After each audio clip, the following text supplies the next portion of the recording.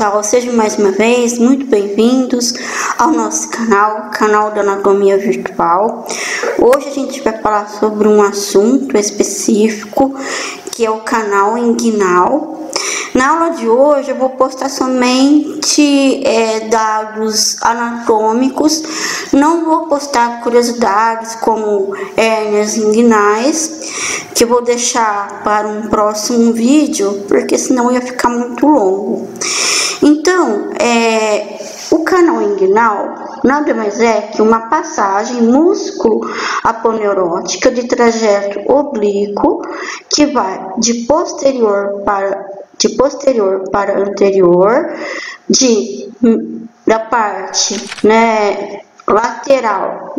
lateral para a medial e também da parte superior para a parte inferior.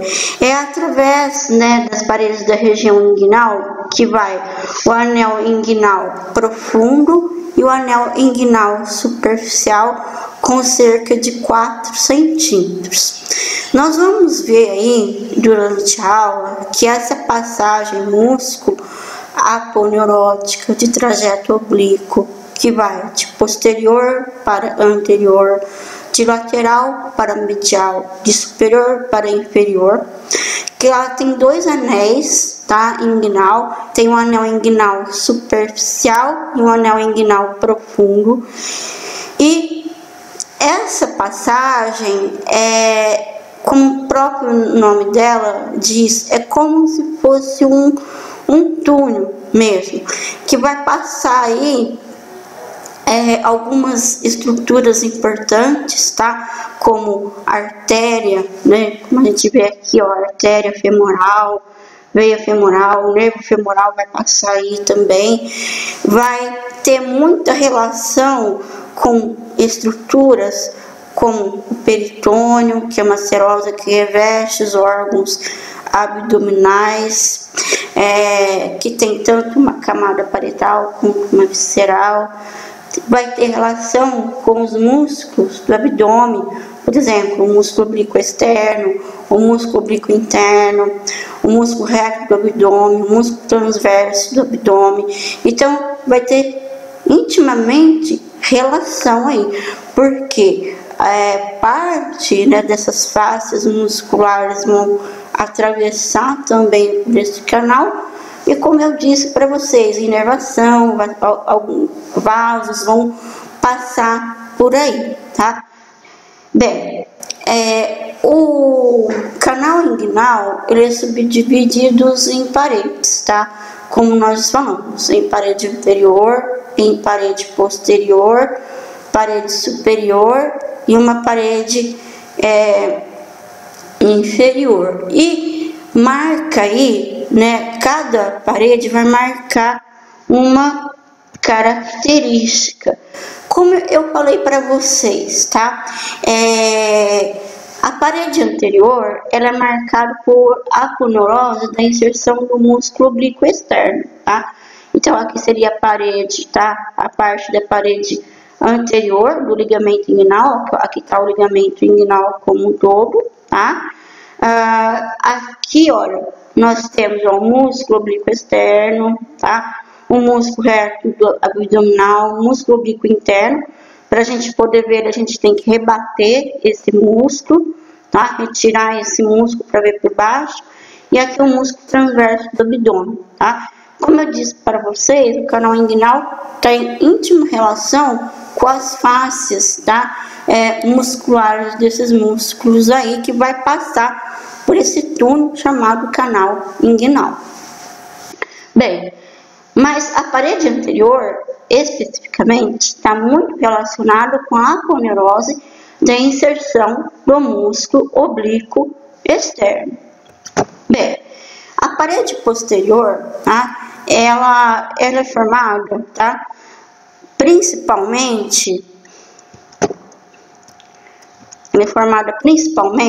pela fáscia transversal, e pelo tendão do conjunto. Só que na parede posterior, essa fáscia transversa, ela é reforçada por um ligamento chamado ligamento interfoveolar, medialmente pelo tendão do conjunto, que é essa estrutura aqui, tá?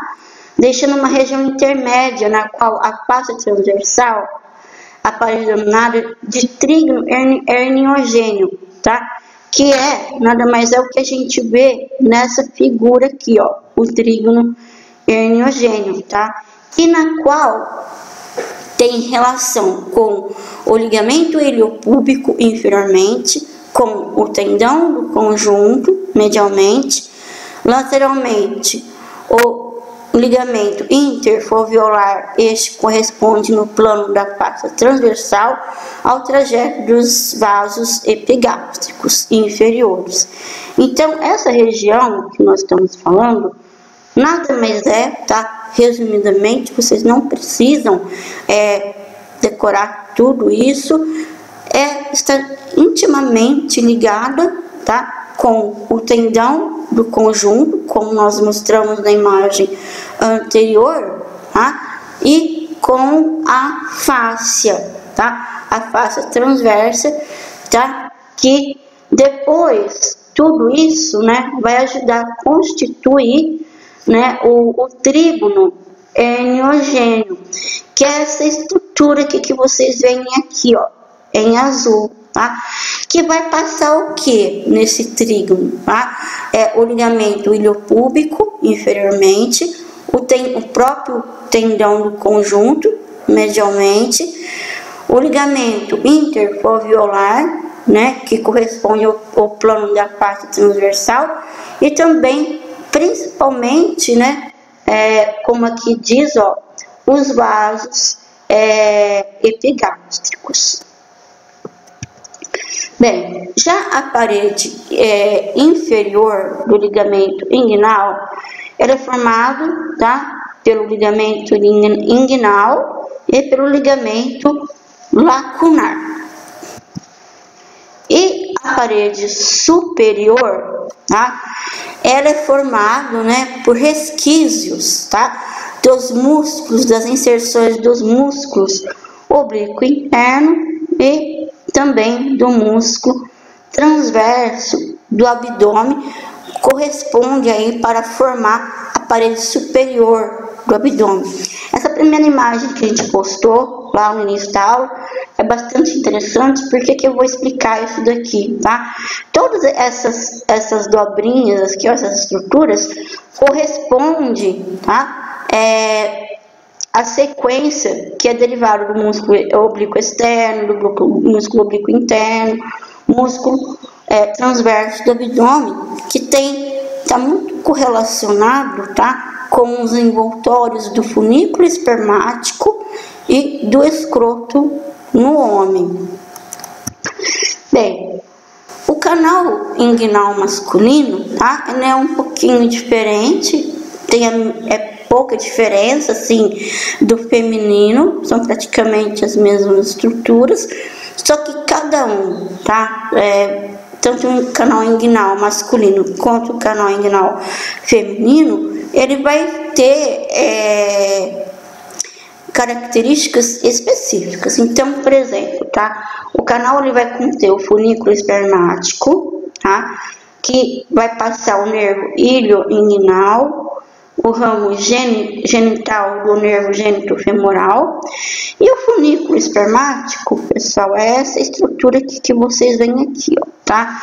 É um constituinte integrante do sistema reprodutor masculino, tá? E o funículo espermático o que tem, né?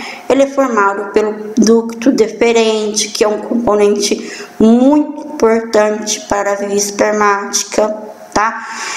Ele é composto pelas artérias e veias diferenciais, como a artéria testicular, tá? O plexo pampiniforme, tá?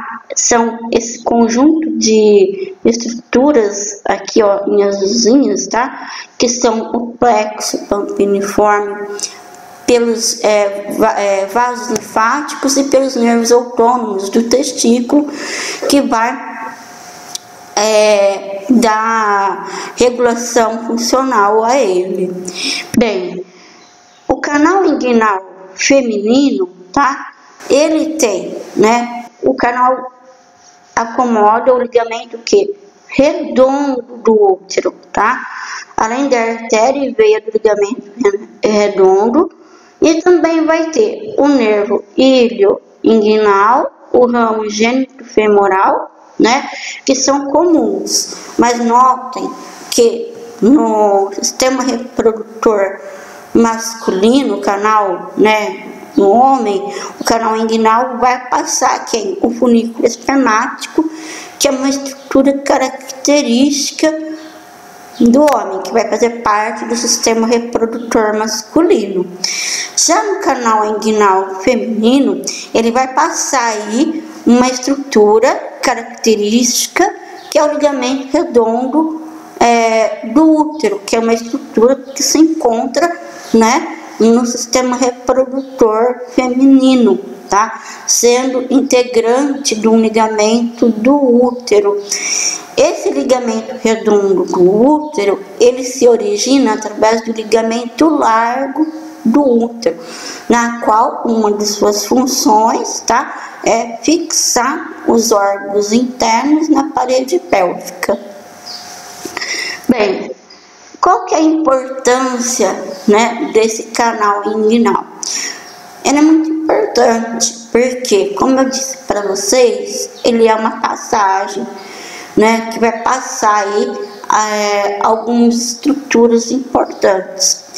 Na embriologia, quando vocês forem estudar o sistema embriológico, tanto do sistema reprodutor feminino como do sistema reprodutor masculino, vocês vão ver que eles são desenvolvidos dentro da cavidade abdominal.